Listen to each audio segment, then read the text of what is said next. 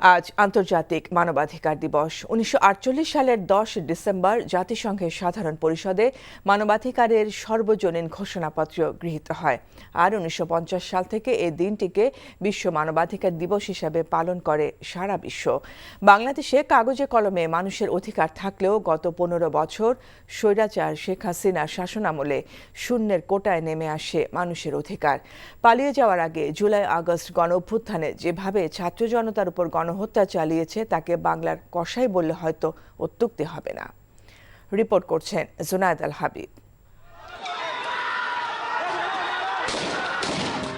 ২ সহস্রাধিক মানুষের তাজা প্রাণ, কয়েক হাজার ছাত্র জনতার অঙ্গহানির এক রক্তক্ষয়ী যুদ্ধ থেকে মাত্র মাস চারেক দূরে দাঁড়িয়ে আজকের বাংলাদেশ।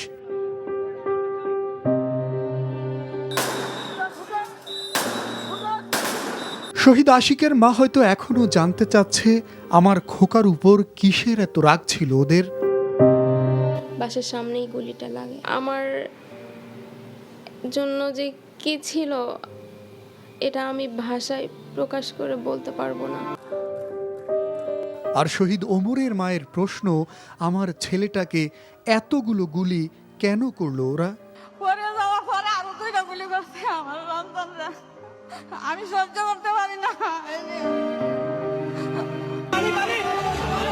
তৃষ্ণা পেলে হয়তো শহীদ মুগ্ধের মায়ের কানে আজীবন বাজবে এই পানি লাগবে পানি। আওয়ামী মানবরূপী দানবদের বুলেটের আঘাতে রাজপথে নিস্তেজ হয়ে থাকা শহীদ ইয়ামিনের শরীরটাকে যেভাবে ওরা কুকুরের মতো টেনে হিঁচড়ে খেয়েছে, সভ্য সমাজে মানবাধিকার লঙ্ঘনের এর চেয়ে বড় দৃষ্টান্ত আর রয়েছে কিনা সে উত্তর মেলা দায়।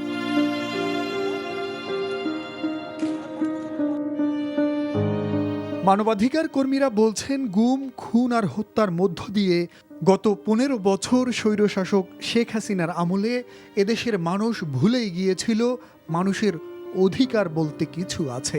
যে সময়টিতে মানুষ কথা বলতে পারত না, কথায় কথায় গুম অথবা ক্রসফায়ারের শিকার হতো এবং হাজার হাজার লাখ লাখ মানুষের বিরুদ্ধে মিথ্যা মামলা দেয়া হতো, হাজার হাজার মানুষকে কারাগারে নিক্ষেপ করা হতো, মানে কাস্টডিতে নির্যাতনের তো হিসাবই নেই, এত ঘটনা ঘটে।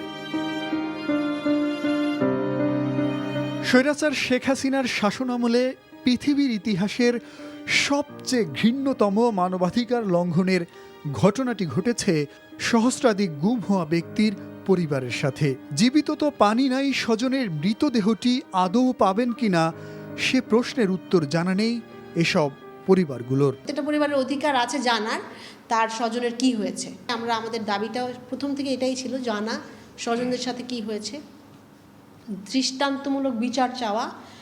খুনি হাসিনা, শেখ হাসিনার যেন সেই দৃষ্টান্তমূলক বিচারটা আমরা আনতে পারি।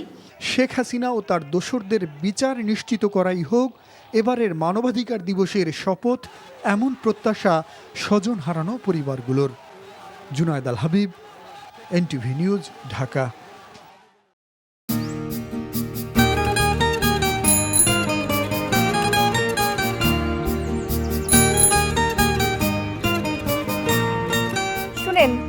পুরুষ মানুষ তো এভাবে ভয় পেলে চলে না, বুকে সাহস রাখতে হয়।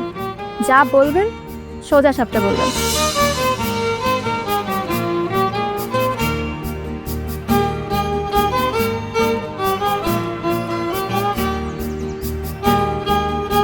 তো এই শীতে যে শীতের কাপড় ছাড়া আসছো, এটা কি ঠিক আছে? তোমাকে দেখার পর থেকে আমার জীবন থেকে শীত, গ্রীষ্ম, বর্ষা সব চলে গেছে, শুধুমাত্র তুমি আছো।